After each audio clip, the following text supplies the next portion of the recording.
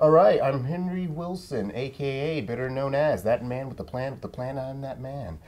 And I'm here with, go ahead and introduce yourself. I am Dr. Cummins. I'm Associate Professor in the College of Media and Communication, and I am Director of the Center for Communication Research. All right, and this is Off the Wall. So, as we like to do, we start off with stuff I've heard, and I have not heard a lot about him. It's actually hard for me to find information about him. But here's what I do know. He loves research. I think you do a lot with research. I think it's video research as well. You do the group segments you use to do production. And also he likes WB animation. But, you know, since I didn't get a lot, I'm going to have him go ahead and tell you a little bit more about things he likes and brief. Okay, it'll be brief. Information about himself. Brief information about myself. So I'm originally from Mississippi. West Texas is not home to me. I'm a transplant. I do like research. It's part of my job. The reason you haven't heard a lot about me is that I'm hidden down here in the basement and I don't get a lot of foot traffic into my office. So I love research, but my job here at Tech is to direct and run our research lab. So I help a lot of other people do their research. So I mean, I like my research and what I do, but again, a big part of what I do is help other people get their studies off the ground. Okay, all right, so let's start with the first question. What is the type of student you don't like? That I don't like? I don't like students who don't care and don't want to be there. Okay. I like students who are excited, energetic, have a passion for the subject matter, whatever the class is. Because if you don't want to be in the classroom, if you don't want to be learning about whatever we're talking about, then why are you majoring in this? Why are you taking this class? So there's that goofy expression, you can lead a horse to water, but you can't make them drink. I want students who do want to drink. Who are active. Yeah, who are active and who simply care about it. Because to me, I like to have a two-way exchange in class. I'm excited about these subjects. I'm excited about the stuff we're talking about in class. I want students to be excited. Again, I want it to be a dialogue, not just me lecturing. So if this was hockey, you need to be the goon. I don't watch hockey, so I'll just take your word for it. Those are the guys who fight. Okay, gotcha. They're really aggressive. Gotcha. Yeah, be aggressive, basically. I guess that was too much. For all you hockey fans out there, yeah. I have seen Slapshot, whatever that's worth, so. I bet you probably have seen Mighty Ducks, too. No, I've escaped Mighty Ducks. You would think with my age it was just kind of part, but it wasn't something I watched, no. All right, so the next question is, what is your zone? That class that nobody better step into because this is what you do. No other professor better step into because this is what you do. The class that I'm teaching right now is our Intro to Electronic Media class, and it's my favorite class to teach because it reminds me of why I picked this major years ago, why I love our business, our discipline. So when I teach that class, man, it just really, it's like going back in time and getting passionate again about, coming to work every day and working with students. So I like to think I bring a lot of enthusiasm, a lot of energy to the class. I try and keep it very, current affairs. We talk a lot about history, but only when I can take some history lesson and say, hey, look at how this applied to something that happened last week or something that's happening right now. So it's my favorite class to teach, even though it is a big, class, 100 and something students. Yeah. It's one where I feel most at home. Next question is going to be, what is a class people should look out for you? So obviously the class that I was just talking about, the one that I teach, Intro to Electronic Media. Other courses that I've taught here that I really get fired up about is, last year I taught a producing sports media class. It was a lot of fun. And it wasn't just sitting around talking about Sports Center. I really tried to give students kind of a glimpse of producing content, how sports content goes from the field to the screen and all the different steps along the way. And it really opened students' eyes about different career opportunities, jobs, things that they can do in sports production. I've also taught video production, one of the classes I really like to teach a lot because it lets me get my hands back on the equipment that again, what makes me so passionate about teaching in this department. Okay, so now it's time to get off the wall? Now it's time to get off the wall. All right, good.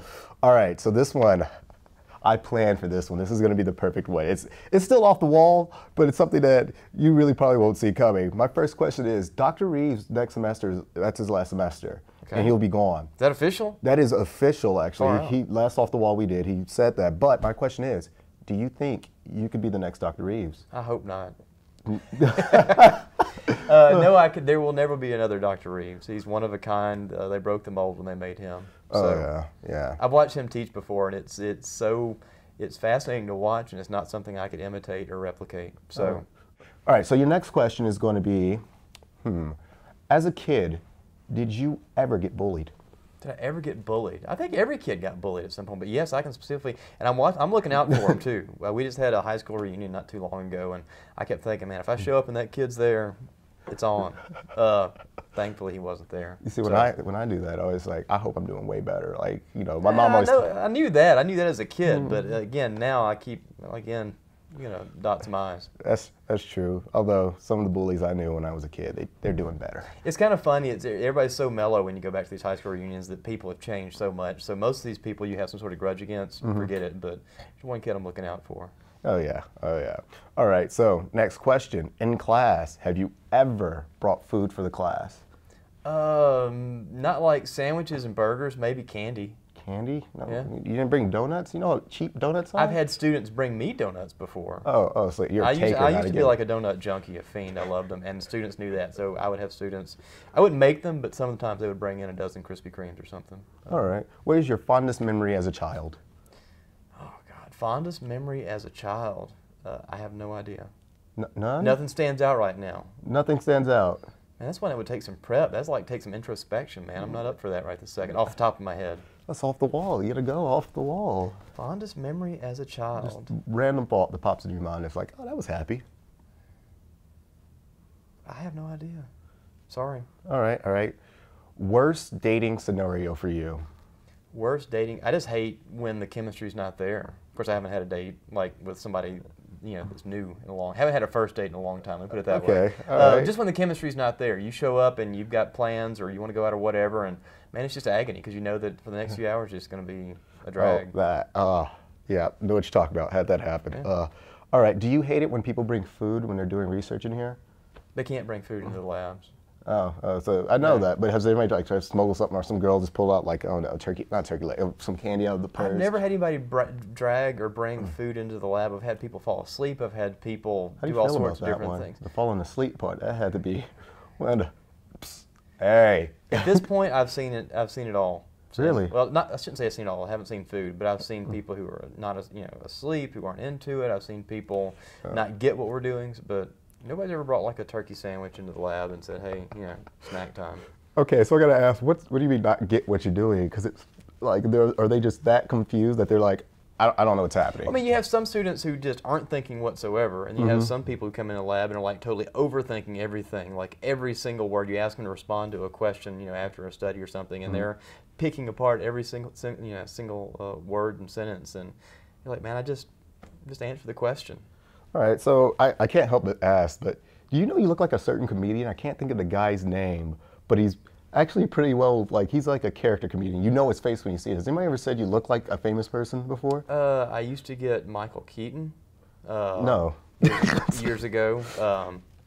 I've gotten it from different people about different, but it's never like the same person that I've been mistaken for this guy. All right, we're going to edit it I think I know exactly who you're talking about. I had a student a few years ago.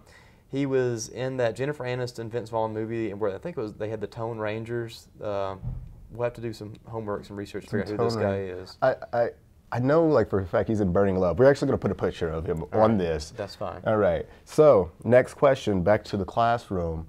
What is something that you do unique in there? Like, you're like, wow, blew your brains. Something unique I do in the classroom. You dress up like Spider-Man? Is that a thing? No? I've never dressed up like Spider-Man. Well, no, you'll be Batman because you look like Michael Keaton. Yeah, I try. My persona in the classroom, I think, is pretty far removed from my actual genuine persona. Because I get up and I really try and be a cheerleader. In a large way, I'm like channeling the professors that I remember from when I was a student. So the bad jokes, even down to what I wear every single day. This is the costume of my ideal vision of what a professor was like back when I was an undergrad. What was the worst joke you've told, like one that just did not go over well? I don't know, it didn't go over well. I have some that I use every single class. So the one joke I get to use every semester when I pass out the first test, passing it out, I'm telling the students, hey, it's not too hard. Yeah, I think you'll do fine on it. I took it and made an 85, so you should be okay. All right, all right. And that gets a mild chuckle. Mild chuckle? No, I had a teacher used to tell bad jokes. Sorry. All right, so final question here, final off-the-wall question, so I better make this great. I would like to hear, what was the animated voice you used to work on, or something animated you used to do? So animated voice I used to work on, or something I used to draw cartoon characters all the time. So you name it, I drew cartoon characters. I drew characters from the comic paper, the strips.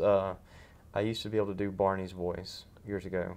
Can we hear that? I'm not doing it right now. No. So at a certain point in your life, when you cross that threshold, you know some things you got to leave behind.